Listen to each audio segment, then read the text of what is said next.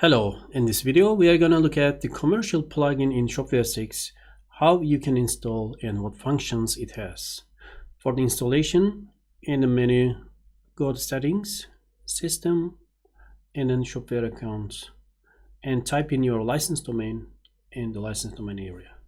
After the domain has been typed here, we need to log into our Shopware accounts.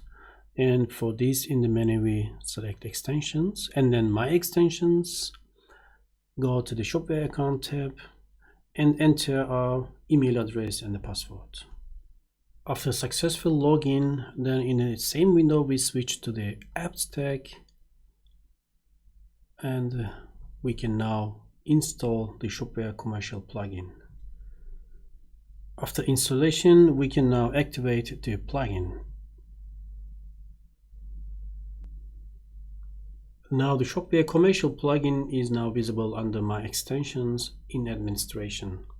So why do we need this commercial plugin? This extension is required for you to use the functions and features included in your plan. Once you activate the extension, your booked plan will be matched and all available features will be unlocked and provided to you. Additionally, future features and innovations will be integrated into your system exclusively via Shopware Commercial, so you don't have to perform separate updates or changes.